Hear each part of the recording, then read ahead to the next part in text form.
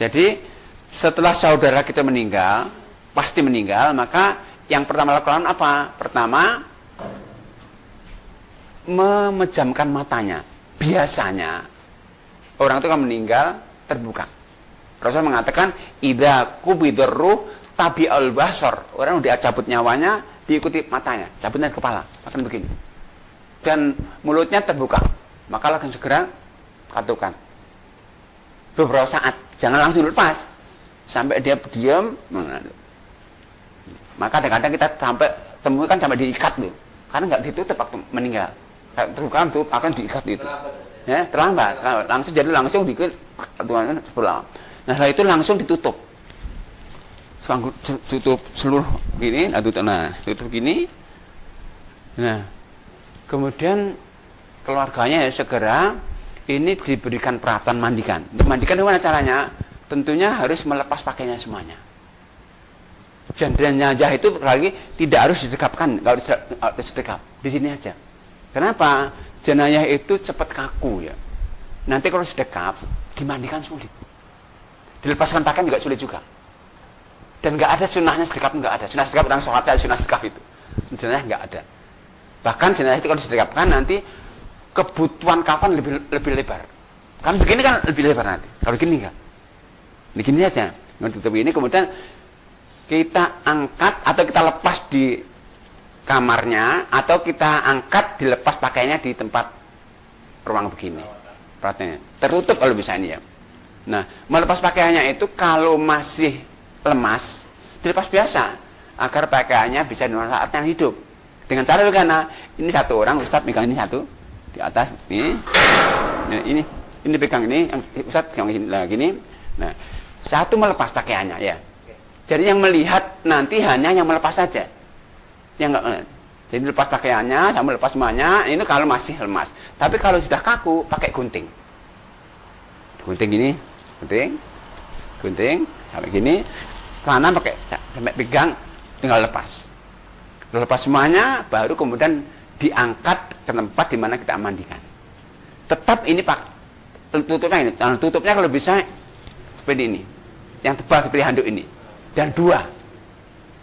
Cuman yang satu jangan tutupkan, satu ditahan, nanti untuk pengganti nanti.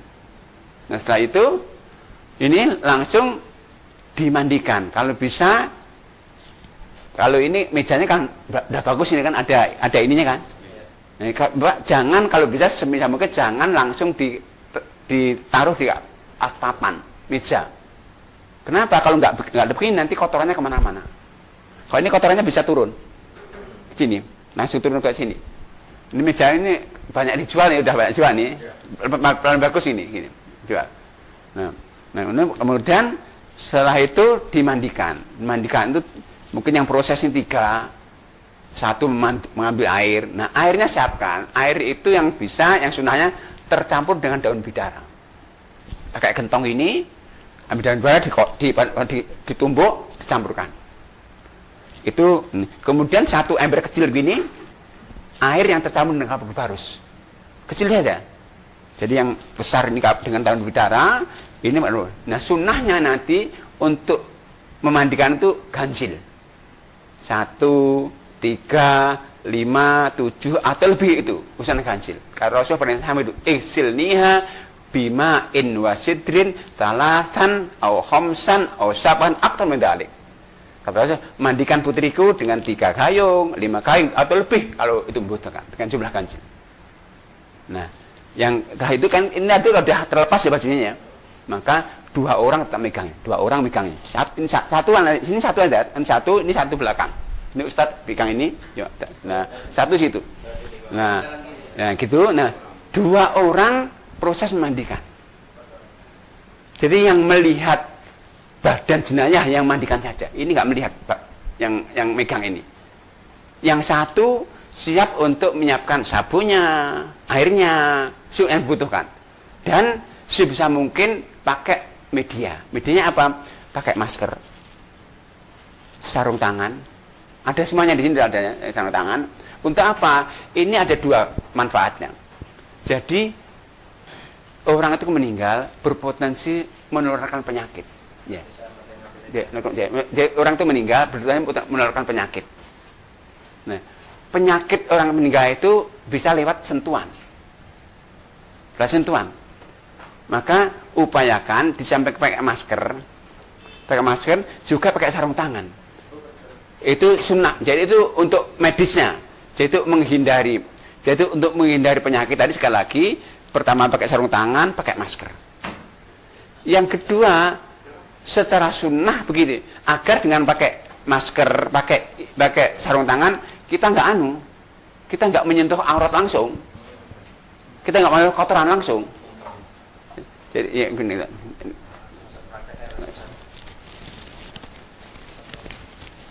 Ini. Jadi gini, ini untuk menghindari bau yang nggak enak, segala macam penyakit. Nah sama, ya kalau bisa bahkan pakai kacamata yang semua yang terlibat di sini. Oh iya, ini potensi penyakitnya banyak. Kita nggak tahu loh, apakah itu penyakit enggak lah. Tapi kita kan husnudon, tapi cuman kita jaga-jaga waspada. Maka kalau bisa di samping ini, satu kebutuhannya sarung tangan yang tipis sekali itu banyak di apotek tuh, ya, tangan. Kemudian yang ketiga kalau bisa kacamata. Kacamata seperti kacamata yang renang itu, yang begitu yang wil. Sebab apa? Cipratan kan bisa aja tuh masuk mata segala macam. Itu sekali lagi untuk menghindari secara medis dan secara sunnah begitu. Ini kemudian setelah itu sudah siap, kemudian kalau bisa pakai ini sarung tangan yang seperti ini. Nanti caranya makanya ada medisnya cara. Jadi cara ini kita nggak boleh pegang ini. Jadi caranya ada teknisnya caranya. Nah kemudian tak itu kalau ada waslap ya. Waslap itu apa? Untuk kotoran-kotoran. Nah ini juga ada ini Bapak. Nah ini juga pakai selemek. Ya nggak apa-apa Pak, nggak apa-apa. Selemek juga bisa. Selemek. Nah kemudian setelah itu gini, okay. Setelah itu apa lakukan? Satu orang nanti ini pakai sarung tangan, kemudian pakai waslap yang sudah dibasahi, dibersihkan kotoran-kotoran jenazah. Apa kotoran jenazah itu ya kita ambil ya mulai dari matanya, mungkin kotoran matanya, sampai kotoran nanti sampai. Nah ketika udah kepalanya udah bersih kotoran. Ini kalau bisa masih lemas agak dudukkan begini. Dudukkan begini untuk ditekan. Dikit-dikit. Agar kotorannya keluar. Ini langsung jatuh ke sini bawah kotorannya. Ini kalau orang sakitnya nggak di rumah saya nggak diinfus banyak kotorannya. Oh diinfus lama nggak keluar kotoran. Nah kadang-kadang orang sakit mendadak itu kan banyak kotorannya. Maka ditekan dikit. Kemudian setelah kita yakin bersih, maka agak diginikan dibersihkan. Ini kan ini kan pakai waslap ini, pakai dibersihkan duburnya. Saya bersihkan, kita alirkan bersih, ambil kapas, masukkan ke duburnya, kapas. Gini rapat lagi. Kenapa? Ini nggak bersih sekali, masih ada kotorannya.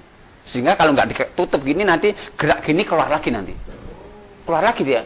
Karena ini udah nggak berfungsi kan, itu udah terbuka sama sekali, maka gerak gini keluar lagi, keluar. Maka setelah kita yakin bersih, kita tutup dengan kapas, kalau itu plester aja nggak apa-apa duburnya. Ini berarti sudah bersih kan kotoran, sudah bersih. Kemudian berikutnya diwudukan. Wudukan yang rukun saja, yaitu wajahnya. Ini basah gimana? Jangan basah. Wajahnya. Kemudian yang kanan, caman sampai siku, kiri, usap kepalanya, kemudian kakinya. Juga 3 kali. 1 kali cukup. Iya digerujuk aja, digosok dengan. Setelah itu dan wudukan baru mulai menyiram. Mulai dari kepalanya, dari ambil satu mulai dihitung nih, ya 1. Jadi 1, kalau udah basah semuanya disabuni, dikeramasi.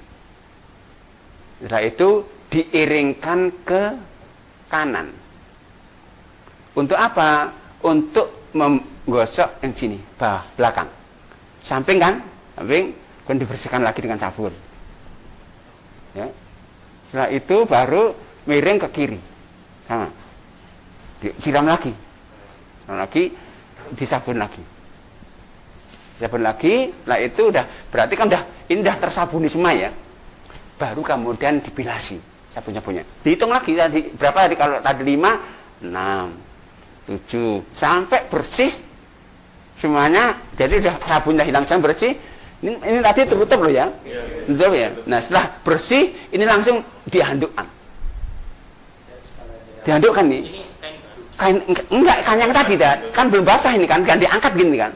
Dihandukkan kan. Ini kan kain handuk ini. Handukkan, lalu bersih, dihandukkan, dibasahkan, ambil handuk yang kedua. Jadi anggap dari kain ihram yang kedua, bentangkan di atasnya. Ini dianggap kain ihram, bentangkan di atasnya. Nah, kemudian yang basah diambil. Ini basahan diambil. Basah, diambil. Ini udah basah, ini diambil. Nah, berarti ini sudah bersih dengan penutup kering. Ya, sudah selesai kan? Tinggal bawa ke tempat di mana ada tim yang menyiapkan kafan.